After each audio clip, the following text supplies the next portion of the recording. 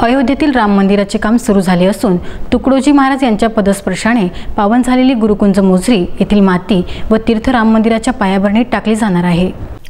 भारतीयांचे श्रद्धास्थान मर्यादा पुरुषोत्तम श्री राम यांच्या मंदिर निर्माण कार्याचे भूमिपूजन 5 ऑगस्ट रोजी देशाचे पंतप्रधान नरेंद्र मोदी यांच्या हस्ते होणार असून या भूमिपूजन सोहळ्याला देशातील विविध भागातून साधू संत महंत उपस्थित राहणार आहे। त्या निमित्ताने अमरावती जिल्हा येथून परमपूज्य श्री जितेंद्रनाथ महाराज यांना निमंत्रण आल्यामुळे महाराज या सोहळ्याला उपस्थित राहणार आहे। अमरावती जिल्ह्यातील पवित्र अशा श्री क्षेत्र कौंडण्यपूर येथील नदीचे जल तसेच राष्ट्रसंत तुकडोजी महाराज यांच्या समाधी मंदिर परिसरातील माती ही अयोध्येतील श्री राम मंदिराच्या भूमिपूजन समारंभात पोहोचणार असून त्याकरिता परमपूजनीय श्री जितेंद्रनाथ महाराज यांच्या स्वाधीन करण्यात आले।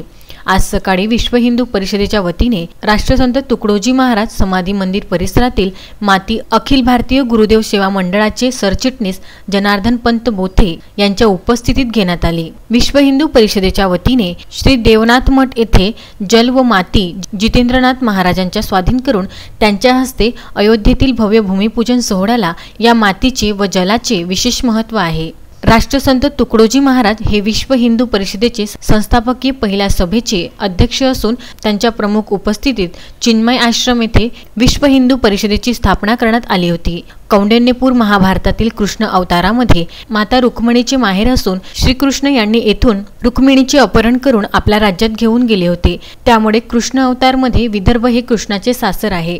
या कार्यक्रमाकरिता बजरंग दलाचे विभाग संयोजक संतोष सिंह गहेवार, जिल्हा सहमंत्री रुपेश राऊत, सत्यजित राठोड, गणेश पाटील, रोशन बोकडे, अनिल हिवे, अमोल चौधरी यांच्यासह अनेक मान्यवर उपस्थित होते।